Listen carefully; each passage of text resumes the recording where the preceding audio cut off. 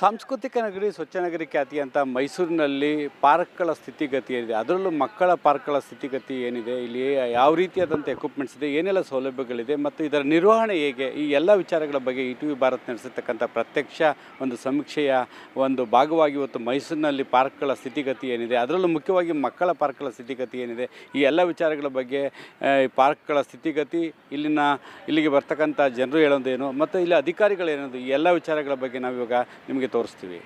ಮೈಸೂರಿನ 65 ವಾರ್ಡ್ಗಳ ಮಿತಿಯಲ್ಲಿ ಸುಮಾರು 529 ಸಾರ್ವಜನಿಕ ಉದ್ಯಾನವನಗಳು ಇದ್ದಾವೆ. ಅದರಲ್ಲಿ 10 ಉದ್ಯಾನವನಗಳನ್ನು ಇತ್ತೀಚೆಗೆ ಮಹಿಳಾ ಸ್ವಸಹಾಯ ಸಂಘಗಳಿಗೆ ನಿರ್ವಹಣೆಗೆ ಕೊಟ್ಟಿದ್ದೇವೆ. ಹಾಗೆ 336 ಪಾರ್ಕ್ಗಳನ್ನು ನಾವು ಗುತ್ತಿಗೆದಾರರ ಮುಖಾಂತರ ನಿರ್ವಹಣೆ ಮಾಡಿಸ್ತಾ ಇದ್ದೇವೆ. ಹಾಗೆ 2ನೇ ಹಂತದಲ್ಲಿ ಮಹಿಳಾ ಸಂಘಗಳಿಗೆ ನಿರ್ವಹಣೆ ಮಾಡೋದಕ್ಕೆ 63 ಪಾರ್ಕ್ಗಳನ್ನ ನಿರ್ವಹಣೆ ಮಾಡೋದಕ್ಕೆ ಪ್ರಪೋಸಲ್ನ ಗೌರ್ಮೆಂಟಿಗೆ ಕಳಿಸಿದ್ದೇವೆ. ಹಾಗೆ ದತ್ತು ಯೋಜನೆಯಲ್ಲಿ 12 ಉದ್ಯಾನವನಗಳನ್ನು ನಿರ್ವಹಣೆ ಮಾಡಲಾಗ್ತಾಯಿದೆ. ಇದರ ಈಗ ಏನು 529ರಲ್ಲಿ ನಾನು ಹೇಳಿದ ಹಾಗೆ 450 ಉದ್ಯಾನವನಗಳನ್ನ ನಿರಂತರವಾಗಿ ನಿರ್ವಹಣೆ ಮಾಡ್ತಾ ಇದ್ದೇವೆ. ಹಾಗೆ ಇನ್ನು ಉಳಿದಂಥ ಪಾರ್ಕ್ಗಳನ್ನ 3 ತಿಂಗಳಿಗೊಮ್ಮೆ ಅಥವಾ 1 ತಿಂಗಳಿಗೊಮ್ಮೆ ನಮ್ಮ ಪಾಲಿಕೆಯ ನೌಕರರಿಂದ ಕ್ಲೀನ್ ಮಾಡಿಸ್ಕೊಡ್ತಕ್ಕಂಥ ಕೆಲಸವನ್ನು ಮಾಡ್ತಾ ಇದ್ದೇವೆ. ಹಾಗಾಗಿ ಎಲ್ಲ ಪಾರ್ಕ್ಗಳಿಗೂ ಕೂಡ ಸಾರ್ವಜನಿಕರಿಗೆ ಓಡಾಟಕ್ಕೆ ಅನುಕೂಲವಾಗುವ ಥರ ಸಾಧ್ಯವಾದಷ್ಟು ಮಾಡ್ತಾ ಇದ್ದೇವೆ. ಪಾರ್ಕ್ಗಳಲ್ಲಿ ವಾಕಿಂಗ್ ಮಾಡೋದಕ್ಕೆ ವಾಕಿಂಗ್ ಪಾತ್ ಇರುತ್ತೆ, ಕೆಲವು ಕಡೆಗೆ ಕೂತ್ಕೊಂಡು ಮಾಡೋದಕ್ಕೆ ಗಜಿಬೋ ಇರುತ್ತೆ. ಹಾಗೆ ಕೆಲವು ಪಾರ್ಕ್ಗಳಲ್ಲಿ ಯೋಗ ಮಂಟಪಗಳನ್ನು ಹಾಕಿದ್ದೇವೆ.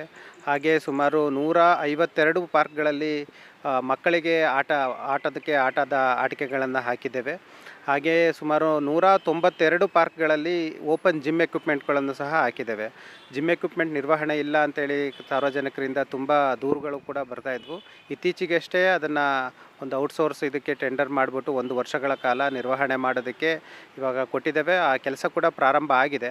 ಮೊದಲನೇ ಬಾರಿಗೆ ತುಂಬ ಜಾಸ್ತಿ ಕಂಪ್ಲೇಂಟ್ಸ್ ಇರೋದ್ರಿಂದ ಸುಮಾರು 3 ತಿಂಗಳುಗಳಾಗ್ಬೋದು ಒಂದು ಬಾರಿಗೆ ಅದನ್ನು ನಿರ್ವಹಣೆ ಮಾಡಿ ಕೊಡಲಿಕ್ಕೆ, ಏನೇನು ರಿಪೇರ್ಸ್ ಇದೆ ಅದನ್ನೆಲ್ಲ ಮಾಡಿ ಕೊಡಲಿಕ್ಕೆ. ಅದಾದ ನಂತರ ನಿರಂತರವಾಗಿ ನಿರ್ವಹಣೆ ಮಾಡೋದಕ್ಕೂ ಕೂಡ ಕ್ರಮ ಕೈಗೊಳ್ತಾ ಇದ್ದಾವೆ. ನಿರ್ವಹಣೆಯಲ್ಲಿ ಏನು ಮಾಡ್ತಾರೆ ಅಂತೇಳಿದರೆ, ನೀರು ಹಾಕ್ತಾರೆ ಕಾಂಟ್ರಾಕ್ಟರ್ಗಳು. ಹಾಗೆ ವಾಕಿಂಗ್ ಪಾತ್ನ ಡೈಲಿ ಗುಡಿಸ್ತಕ್ಕಂಥದ್ದು. ಹಾಗೆ ಏನು ಎಡ್ಜಸ್ಸು ಮತ್ತು ಅಲಂಕಾರಿಕ ಗಿಡಗಳಿದ್ದಾವೆ ಅದನ್ನು ಅಲಂಕಾರಿಕ ರೀತಿಯಲ್ಲಿ ಕಟ್ಟಿಂಗ್ ಮಾಡ್ತಕ್ಕಂಥದ್ದು, ಹಾಗೆ ಪಾತಿ ಮಾಡ್ತಕ್ಕಂಥದ್ದು. ಹಾಗೆ ವರ್ಷಕ್ಕೆ 2 ಬಾರಿ ಗೊಬ್ಬರನೂ ಕೂಡ ಕೊಡ್ತೇವೆ. ನಮ್ಮ ಏನು ಹಸಿ ಕಸದಿಂದ ಕಾಂಪೋಸ್ಟ್ ತಯಾರಿ ಮಾಡ್ತಾಯಿದ್ದೇವೆ, ಆ ಹಸಿ ಕಸದಿಂದ ತಯಾರಿಸಿರ್ತಕ್ಕಂಥ ಕಾಂಪೋಸ್ಟನ್ನೇ ಕೂಡ ಅಲ್ಲಿಗೂ ಕೂಡ ಹಾಕ್ತಾಯಿದ್ದೇವೆ.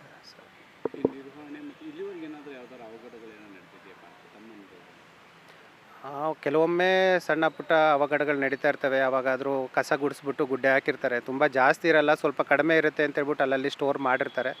ಒಂದು ಟ್ರ್ಯಾಕ್ಟರ್ ಅಷ್ಟು ಆದಮೇಲೆ ತುಂಬೋಣ ಅಂತೇಳಿ ಅಲ್ಲಿ ಯಾರಾದರೂ ಸಂಜೆ ಸಾರ್ವಜನಿಕರು ಬೆಂಕಿ ಇಡ್ತಕ್ಕಂಥ ಕೆಲಸ ಮೇಜರಾಗಿ ನಡೀತಾ ಇರುತ್ತೆ. ಹಾಗೆ ಕೆಲವು ಪಾರ್ಕ್ಗಳಲ್ಲಿ ಒಂದು ಸ್ವಲ್ಪ ನೈಟ್ ಯಾರಾದರೂ ಕಿಡಿಗೇಡಿಗಳು ಬಂದ್ಬಿಟ್ಟು ಬೆಂಚ್ಗಳನ್ನು ಸುಮ್ಮನೆ ಹೊಡೆದಾಕಿ ಹೋಗ್ತಕ್ಕಂಥದ್ದು, ಹಾಗೆ ಅಲ್ಲಿ ಕುಡಿತ ಮಾಡಿಬಿಟ್ಟು ಬಾಟ್ಲನ್ನ ಹೊಡೆದಾಕಿ ಹೋಗ್ತಕ್ಕಂಥದ್ದು, ಆ ಥರದ ಅವಘಡಗಳು, ಚಿಕ್ಕ ಪುಟ್ಟ ಅವಘಡಗಳು ನಡೆದಿದ್ದಾವಷ್ಟು ಬೇಜಾರು ಏನೂ ನಡೆದಿಲ್ಲ ಸರ್. ಒಂದು ಮಕ್ಕಳಿಗೋಸ್ಕರ ಒಂದು ಟ್ರಾಫಿಕ್ ರೂಲ್ಸನ್ನ ಕಲಿಸೋದಕ್ಕೋಸ್ಕರ ನಾವು ಒಂದು ಟ್ರಾಫಿಕ್ ಪಾರ್ಕನ್ನು ಮಾಡಿದ್ದೇವೆ. ಇಲ್ಲೇ ಪೊಲೀಸ್ ಕಮಿಷನರ್ ಆಫೀಸ್ ಎದುರುಗಡೆ ಮಿರ್ಜಾ ರಸ್ತೆಯಲ್ಲಿ ಇರ್ತಕ್ಕಂಥದ್ರಲ್ಲಿ. ಅದರೊಳಗಡೆಗೆ ಹೋದರೆ ನಾವು ಒಂದು ರೌಂಡ್ ಬಂದರೆ ಟ್ರಾಫಿಕ್ಕಿಂದು ಏನೇನು ಸಿಂಬಲ್ಲು, ಅದು ಏನಕ್ಕೆ ಯೂಸ್ ಆಗುತ್ತೆ ಅದನ್ನೆಲ್ಲದನ್ನು ಕೂಡ ಸೆಲ್ಫಾಗಿ ಅವರೇ ಓದ್ಕೊಂಡು ಆ ಸಿಂಬಲ್ ಏನೇನಾಗುತ್ತೆ ಅಂತ ಹೇಳ್ಬಿಟ್ಟು ನೋಡ್ಕೊಂಬರ್ಬೋದು. ಅದು ಅವ್ರಿಗೆ ಮಾತ್ರ ಅಲ್ಲ, ದೊಡ್ಡರಿಗೂ ಕೂಡ ಉಪಯೋಗ ಆಗುತ್ತೆ. ಆದರೆ ಮಕ್ಕಳಿಗೆ ಸಹ ಟ್ರಾಫಿಕ್ ರೂಲ್ಸ್ನ ಕಲಿಸೋದು ಬಹುಮುಖ್ಯ ಅಂತೇಳಿ. ಹಾಗೆ ಮೈಸೂರು ಹಿಸ್ಟ್ರಿನ ತೋರಿಸ್ತಕ್ಕಂಥ ಯಾವುದಾದ್ರು ಬಸ್ ಸ್ಟಾಪ್ಗಳು ಹೇಗಿರ್ತವೆ, ಹಾಗೆ ಅರಮನೆ ಹೇಗಿದೆ, ಜಿಲ್ಲಾಧಿಕಾರಿಗಳ ಕಚೇರಿ, ಅದರದ್ದು ಒಂದೊಂದು ಮಿನಿ ಮಾಡೆಲ್ಲು ಕೂಡ ಮಾಡಿ ಇಟ್ಟಿದ್ದೇವೆ ಸರ್. ಅದು ಮಕ್ಕಳಿಗೋಸ್ಕರನೇ ಎಜುಕೇಷನ್ ಪರ್ಪಸಿಗೆ ಮಾಡಿ ಇನ್ನು ಸ್ವಲ್ಪ ದಿನದಲ್ಲೇ ನಾವು ಮಾನ್ಯ ಆಯುಕ್ತರ ನಿರ್ದೇಶನದ ಮೇರೆಗೆ ಔಟ್ಡೋರ್ ಮ್ಯೂಸಿಕ್ ಎಕ್ವಿಪ್ಮೆಂಟ್ನ ಹಾಕಬೇಕು ಅಂತ ಹೇಳ್ಬಿಟ್ಟು ಮಾಡ್ಕೊಂಡಿದ್ದೇವೆ. ಅದರಲ್ಲಿ ಏನು ಅಂತೇಳಿದರೆ, ಮ್ಯೂಸಿಕ್ ಇಂಟ್ರೆಸ್ಟ್ ಇರೋರು ಔಟ್ಡೋರಲ್ಲಿ ಬಂದ್ಬಿಟ್ಟು ಮ್ಯೂಸಿಕ್ಕನ್ನು ಪ್ಲೇ ಮಾಡ್ತಕ್ಕಂಥದ್ದು. ಆ ಥರದ್ದು ಒಂದು 9 ಎಕ್ವಿಪ್ಮೆಂಟ್ ಹಾಕೋದಕ್ಕೆ ಆಲ್ರೆಡಿ ಟೆಂಡರ್ ಕರೆದಿದ್ದೇವೆ. ಇನ್ನು ಮೇ ಬಿ 1 ಅಥವಾ 1.5 ತಿಂಗಳಲ್ಲಿ ಅದು ಬಂದ್ಬಿಟ್ಟು ಅದನ್ನು ಇನ್ಸ್ಟಾಲ್ ಕೂಡ ಮಾಡ್ತಾರೆ. ಅದರದ್ದು ಸ್ಥಿತಿಗತಿ, ಅದರದ್ದು ರೆಸ್ಪಾನ್ಸನ್ನು ನೋಡಿಕೊಂಡು ಬೇರೆ ಕಡೆಗೆ ಮಾಡಬೇಕು ಅಂತ ಹೇಳ್ಬಿಟ್ಟು ಅಂದ್ಕೊಂಡಿದ್ದೇವೆ. ಹಾಗೆ ಕೆಲವು ಕಡೆ ಸಂಗೀತ ಕಾರಂಜಿ ಇರ್ತಕ್ಕಂಥ ಪಾರ್ಕ್ಗಳು ಕೂಡ ಲಭ್ಯವಿದೆ. ಅಲ್ಲಿ ವಿಶೇಷ ಪಾರ್ಕ್ಗಳಿದೆ ಗಿಣಿ ಪಾರ್ಕು, ಗಂಡ ಬೇರುಂಡ ಪಾರ್ಕು ಅದನ್ನೆಲ್ಲ ಸಾರ್ವಜನಿಕರು ಕೋರಿಕೆ ಮೇರೆಗೆ ಇಟ್ಟಿರೋದು. ಅಲ್ಲಿ ಗಿಣಿನೇ ಬರ್ತವೆ ಅಂತಲ್ಲ, ಅಥವಾ ಗಂಡ ಬೇರುಂಡ ಬರುತ್ತೆ ಅಂತಲ್ಲ. ಅಲ್ಲಿ ಸಾರ್ವಜನಿಕರ ಕೋರಿಕೆ ಮೇಲೆ ಕೌನ್ಸಿಲಲ್ಲಿ ನಿರ್ಧಾರ ತಗೊಂಡು ಅಲ್ಲಿಗೆ ನೇಮ್ ಇಟ್ಟಿರ್ತಕ್ಕಂಥದ್ದು. ಅದನ್ನ ಹೆಸರಿಗೆ ಚ್ಯುತಿ ಬಾರದಂತೆ ಎಷ್ಟಾಗುತ್ತೋ ಅಷ್ಟು ತುಂಬ ಚೆನ್ನಾಗಿ ಮೇಂಟೈನ್ ಕೂಡ ಮಾಡ್ತಾಯಿದ್ದೇವೆ ಪಾಲಿಕೆ ವತಿಯಿಂದ. ವತಿಯಿಂದ ನಿರ್ವಹಣೆ ಮಾಡ್ತಕ್ಕಂಥ ಪಾರ್ಕು ಮತ್ತು ಔಟ್ಸೋರ್ಸ್ಗಳೆಲ್ಲ ಚೆನ್ನಾಗಿ ಎಲ್ಲ ಚೆನ್ನಾಗಿ ಆಗ್ತಾಯಿದೆ ಸರ್. ಮುಂದಿನ ದಿನಗಳಲ್ಲಿ 529 ಕೂಡ ತೊಗೊಂಡು ನಿರ್ವಹಣೆ ಮಾಡ್ತಕ್ಕಂಥ ಇದು ಮಾಡ್ತೇವೆ. ಯಾವುದು ಕಂಪ್ಲೀಟಾಗಿ ಡೆವಲಪ್ ಆಗಿದೆ ಅದನ್ನು ನಿರ್ವಹಣೆ ಮಾಡ್ತಾಯಿದ್ದೇವೆ. ಯಾವುದು ಅರ್ಧಂಬರ್ಧ ಡೆವಲಪ್ ಆಗಿದೆ ಅದನ್ನು ಒಂದು ಸ್ವಲ್ಪ ಕಡಿಮೆ ಇಂಟ್ರೆಸ್ಟ್ ಕೊಟ್ಟಿದ್ದೇವೆ. ಪ್ರತಿ ವರ್ಷ ಏನಿಲ್ಲ ಅಂತ ಹೇಳಿದ್ರು 10 ರಿಂದ 20 ಪಾರ್ಕ್ಗಳು ಡೆವಲಪ್ ಆಗ್ತಾ ಇರ್ತವೆ. ಅದನ್ನೆಲ್ಲ ಮತ್ತೆ ನಾವು ನಿರ್ವಹಣೆಗೆ ತೊಗೊಂಡು ಮಾಡ್ತಾಯಿದ್ದೇವೆ. ಉದಾಹರಣೆಗೆ ಕಳೆದ ವರ್ಷ 297 ಪಾರ್ಕ್ಗಳನ್ನ ನಿರ್ವಹಣೆ ಮಾಡ್ತಾಯಿದ್ವಿ. ಈ ವರ್ಷ ಮಹಿಳಾ ಸಂಘಗಳಿಗೆ ಕೊಟ್ಟಿರೋದು ಎಲ್ಲದನ್ನು ಸೇರಿಬಿಟ್ಟು 390 ಪಾರ್ಕ್ಗಳನ್ನ ಮಾಡ್ತಾಯಿದ್ದೇವೆ. ಹಾಗೆ ಮಹಿಳಾ ಸಂಘಗಳಿಗೆ ಇನ್ನೊಂದು 63 ಪಾರ್ಕನ್ನು ಕೊಟ್ಟಿರೋದ್ರಿಂದ 450ಕ್ಕೂ ಹೆಚ್ಚು ಪಾರ್ಕ್ಗಳನ್ನು ಸಂಪೂರ್ಣವಾಗಿ ನಿರ್ವಹಣೆ ಮಾಡ್ತಕ್ಕಂಥ ಕೆಲಸ ನಡೀತಾ ಇದೆ ಸರ್. ಓವರಾಲ್ ಏನು ಹೇಳ್ತೀರಿ ಪಾರ್ಕ್ ನಿರ್ವಹಣೆ? ಎಲ್ಲ ಸಾರ್ವಜನಿಕರು ಕೂಡ ಒಂದು ವಿನಂತಿ ಏನು ಅಂತ ಹೇಳಿದರೆ, ಎಲ್ಲ ಪಾರ್ಕ್ಗಳಲ್ಲೂ ಕೂಡ ನಿರ್ವಹಣೆ ಸರಿಯಾಗಿ ಮಾಡಬೇಕು ಅಂತ ಹೇಳ್ಬಿಟ್ಟು ತುಂಬ ಕಠಿಣ ಶ್ರಮವನ್ನು ತೊಗೊತಾ ಇದೆ ಪಾಲಿಕೆ.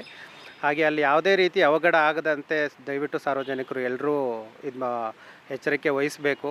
ಹಾಗೆ ಎಲ್ಲ ಪುಂಡಿ ಪೋಖ್ರಿಗಳು ಕೆಲವ್ರು ಬಂದು ಅಲ್ಲಿ ಕುಡಿದು ಗಲಾಟೆ ಮಾಡ್ತಕ್ಕಂಥದ್ದು ಆ ಥರದನ್ನೆಲ್ಲ ದಯವಿಟ್ಟು ಕಡಿಮೆ ಕೂಡ ಮಾಡಬೇಕು. ಹಾಗೆ ಪಾರ್ಕ್ಗಳಲ್ಲಿ ಹೆಚ್ಚಿನ ರೀತಿಯಲ್ಲಿ ಎಲ್ಲರೂ ಕೂಡ ಗಿಡಗಳನ್ನ ನೆಡ್ತಕ್ಕಂಥ ಕೆಲಸವನ್ನು ಮಾಡಿ ಇನ್ನಷ್ಟು ಸಾಂಸ್ಕೃತಿಕ ನಗರಿಗೆ ಹಸಿರು ನಗರ ಅಂತ ಹೇಳ್ಬಿಟ್ಟು ಹೆಸರು ಬರೋದಕ್ಕೆ ಇನ್ನಷ್ಟು ಸಾಥ್ ಕೊಡಬೇಕು ಅಂತ ಹೇಳ್ಬಿಟ್ಟು ಎಲ್ಲರಲ್ಲೂ ಕೇಳ್ಕೊತೇವೆ. ಈ ಮಕ್ಕಳಿಗೆಲ್ಲ ಅವಘಡ ಏನು ನಡೀತಿಲ್ಲ ತಮ್ಮ? ಮಕ್ಕಳಿಗೆ ಯಾವುದೋ ಅವಘಡಗಳು ಇಲ್ಲಿವರೆಗೂ ರಿಪೋರ್ಟ್ ಆಗಿಲ್ಲ ಸರ್. ಮಕ್ಕಳಿಗೆ ಅತ್ಯಂತ ಸುರಕ್ಷಿತವಾಗಿದೆ. ಎಲ್ಲದು ಬೆಳಗ್ಗೆ ಆಗ್ತಕ್ಕಂಥದ್ದು. ಹಗಲೊತ್ತಿನಲ್ಲಿ ಇಲ್ಲಿವರೆಗೂ ಕೂಡ ಯಾವುದೇ ರೀತಿ ಅವಘಡಗಳು ನಡೆದಿಲ್ಲ. ರಾತ್ರಿ ಹೊತ್ತಲ್ಲಿ ನಾನು ಹೇಳಿದಾಗೆ ಆ ಥರದ ಪಾಲಿಕೆಯ ಆಸ್ತಿಗಳಿಗೆ ಹಾನಿಗೆ ಮಾಡತಕ್ಕಂಥದ್ದು ಸಣ್ಣ ಪುಟ್ಟ ನಡೆದಿದೆ. ಹಾಗೆ ಜಿಮ್ ಎಕ್ವಿಪ್ಮೆಂಟ್ಗಳನ್ನ ಸುಮ್ಮನೆ ಮುರಿದಾಕ್ತಕ್ಕಂಥದ್ದು, ಹಾಗೆ ಸ್ವಲ್ಪ ಕಳ್ಳತನ ಮಾಡ್ಕೊಂಡು ಹೋಗ್ತಕ್ಕಂಥದ್ದು, ಹಾಗೆ ಟ್ವಿನ್ ಬಿನ್ಗಳನ್ನ ತುಂಬ ಹಾಕಿರ್ತೀವಿ, ಆ ಟ್ವಿನ್ ಬಿನ್ಗಳನ್ನ ಕಳ್ಳತನ ಮಾಡ್ತಕ್ಕಂಥದ್ದು, ಈ ಥರ ಪಾಲಿಕೆ ಆಸ್ತಿಗಳನ್ನು ಕಳ್ಳತನ ಮಾಡ್ತಕ್ಕಂಥದ್ದಾಗಿದೆ ಹೊರತು ಬೇರೆ ರೀತಿಯ ಯಾವುದೂ ಅವಘಡಗಳು. ಮೈಸೂರು ನಗರದಲ್ಲಿ 500ಕ್ಕೂ ಹೆಚ್ಚು ಪಾರ್ಕ್ಗಳಿದೆ. ಅದರಲ್ಲಿ ಏಕೈಕ ಮಕ್ಕಳ ಪಾರ್ಕ್ ಅಂದರೆ ಇದು ಗಾಂಧಿವನ. ಮೈಸೂರಿನ ಕಮಿಷನರ್ ಆಫೀಸ್ನ ಮುಂಭಾಗದಲ್ಲಿರ್ತಕ್ಕಂಥ ಈ ಗಾಂಧಿವನದಲ್ಲಿ ಮಕ್ಕಳಿಗೆ ಟ್ರಾಫಿಕ್ ಅವೇರ್ನೆಸ್ ಜೊತೆಗೆ ಅವರು ಆಟ ಆಡ್ಲಕ್ಕಂಥ ಎಲ್ಲ ವಸ್ತುಗಳು ಇದ್ದಾವೆ. ಈ ಮಕ್ಕಳುಗಳು ಇಲ್ಲಿ ಏನೇನು ಆಟ ಆಡ್ತಾರೆ ಅಂತ ಅವ್ರನ್ನ ಮಾತಾಡ್ತಾರೆ. ಜಾರಬಂಡಿ ಆಡ್ತೀವಿ, ಜೋಕಾಲಿ ಆಡ್ತೀವಿ, ಆಮೇಲೆ ಅದು ಆಡ್ತೀವಿ. ಚೆನ್ನಾಗಿರುತ್ತೆ. ನಾವು ಒಂದೊಂದು ಸಲ ನಾವು ಜಾಸ್ತಿ ಆಡೋಕ್ಕೆ ಬರೋದೇ ಉಯ್ಯಾಲೆ ಮತ್ತು ಮನೆ ಹತ್ತಕ್ಕೆ ಅಂದರೆ ಸ್ವಲ್ಪ ಡಿಫ್ರೆಂಟ್ ಆಗಿರುತ್ತೆ. ಆಮೇಲೆ ಸ್ವಲ್ಪ ಕಷ್ಟ ಕೂಡ ಇರುತ್ತೆ. ಅದೊಂಥರ ಅಡ್ವೆಂಚರ್ ಮೌಂಟೇನ್ ಕ್ಲೈಂಬಿಂಗ್ ಥರ ಇದೆ. ಇಲ್ಲಿ ಆ್ಯಕ್ಚುಲಿ ಬಂದುಬಿಟ್ಟು ಮುಂಚೆ ಕಟ್ಟಿದ್ದು ಪಾರ್ಕು, ಅಂದರೆ ಮಕ್ಕಳು ವಾಕ್ ಮಾಡೋಕ್ಕೆ ಎಲ್ಲ. ಆಮೇಲೆ ಇದೆಲ್ಲ ಹಾಕಿದ್ದಾರೆ. ನಾವು ಒಂದು ಪಾಸ್ಟ್ 15 ಡೇಸಿಂದ ಬರ್ತಿದ್ದೀನಿ. ನಾನು ಬೆಂಗಳೂರಿಂದ ಬಂದಿರೋದು, ಇಲ್ಲಿ ವೆಕೇಷನ್ಸಿಗೆ ಬಂದಿದ್ದೀನಿ. ಸೇಫ್ಟಿ ಅಷ್ಟೊಂದಿಲ್ಲ, ಆದರೆ ಪರವಾಗಿಲ್ಲ, ಯಾರೂ ಆದರೆ ಆ ಮನೆಯೆಲ್ಲ ತುಂಬ ಹಳೇದಾಗಿರೋದ್ರಿಂದ ಸ್ವಲ್ಪ ನಾವು ಹೋಲ್ಡ್ ಮಾಡೋಕ್ಕೆಲ್ಲ ತುಂಬ ಈಸಿಯಾಗಿದೆ. ಅಷ್ಟೊಂದು ಸ್ಟ್ರಾಂಗ್ ಆಗಿಲ್ಲ. ಇದೆಲ್ಲ ತುಂಬ ಚೆನ್ನಾಗಿದೆ. ಮೆಟೀರಿಯಲ್ ಎಲ್ಲ ತುಂಬ ಚೆನ್ನಾಗಿದೆ. ಪಾರ್ಕು. ಕ್ರಿಕೆಟ್ ಆಡ್ತೀವಿ, ಫುಟ್ಬಾಲ್ ಆಡ್ತಾರೆ, ಸ್ವಿಂಗ್ ಎಲ್ಲ ಇದೆ, ಜಿಮ್ ಮಾಡ್ಬೋದು, ಮಾರ್ನಿಂಗ್ ವಾಕಿಂಗ್ ಮಾಡ್ಬೋದು. ತುಂಬ ಚೆನ್ನಾಗಿದೆ ಪಾರ್ಕು. ಗ್ರೀನರಿ ಇದೆ, ಬೆಳಕು ಇಲ್ಲ. ಇಲ್ಲ, ಚೆನ್ನಾಗಿದೆ, ಸೂಪರ್. ಇಟ್ಕೆಗೂಡು. 3 ವರ್ಷ. Cricket, swing, football, mostly cricket. ಹಾಂ, ಪಾರ್ಕ್ ಚೆನ್ನಾಗಿದೆ. ಇದಿಷ್ಟು ಮೈಸೂರಿನ ಪಾರ್ಕ್ಗಳ ಸ್ಥಿತಿ. ಅದರಲ್ಲೂ ಮುಖ್ಯವಾಗಿ ಮೈಸೂರಿನಲ್ಲಿ ಏಕೈಕ ಗಾಂಧಿ ಪಾರ್ಕ್ ಅಂದರೆ ಮಕ್ಕಳ ಪಾರ್ಕ್ ಆಗಿದ್ದು. ಇದು ಮಕ್ಕಳ ಪಾರ್ಕ್ನಲ್ಲಿ ಮಕ್ಕಳು ಕೂಡ ಬೆಳಗ್ಗೆಯಿಂದ ಸಂಜೆವರೆಗೆ ಕ್ರಿಕೆಟ್ ಆಡ್ತಾರೆ ರಜೆ ಇರೋದ್ರಿಂದ. ಜೊತೆಗೆ ಸಂಜೆ ಮತ್ತು ಬೆಳಗ್ಗೆ ಇಲ್ಲಿರ್ತಕ್ಕಂಥ ಎಲ್ಲ ಸೌಲಭ್ಯಗಳನ್ನ ಉಪಯೋಗಿಸ್ತಾರೆ. ಮತ್ತು ಮುಖ್ಯವಾಗಿ ಮಕ್ಕಳಿಗೆ ಒಂದು ಟ್ರಾಫಿಕ್ ಅವೇರ್ನೆಸ್ ಜೊತೆಗೆ ಇಲ್ಲಿ ಇರ್ತಕ್ಕಂಥ ಒಂದು ಜಿಮ್ನಾಸ್ಟಿಕ್ ಆಗ್ಬೋದು, ಉಯ್ಯಾಲಿ ಆಗ್ಬೋದು, ಎಲ್ಲವನ್ನೂ ಆಟ ಆಡ್ತಾರೆ. ಆದರೆ ತುಂಬ ಇನ್ನೂ ಕೂಡ ಸೆಕ್ಯೂರಿಟಿ ಬೇಕು ಅನ್ನೋದು ಅವರ ಮಾತಾಗಿತ್ತು. ಎಲ್ಲದಕ್ಕಿಂತ ಮುಖ್ಯವಾಗಿ ಮೈಸೂರು ಒಂದು ಸಾಂಸ್ಕೃತಿಕ ನಗರಿ, ಸ್ವಚ್ಛ ನಗರಿ ಮತ್ತು ಗ್ರೀನರಿ ಇರೋಂಥ ನಗರಿ. ಇಂಥ ನಗರಿಯಲ್ಲಿ ಇರ್ತಕ್ಕಂಥ ಪಾರ್ಕ್ಗಳು ನಿಜವಾಗ್ಲೂ ಉತ್ತಮವಾಗಿದ್ದಾವೆ ಅನ್ನೋದು ಇವರ ಅಭಿಪ್ರಾಯ. ಮಹೇಶ್, ಸಿಟಿ ಭಾರತ್, ಮೈಸೂರು.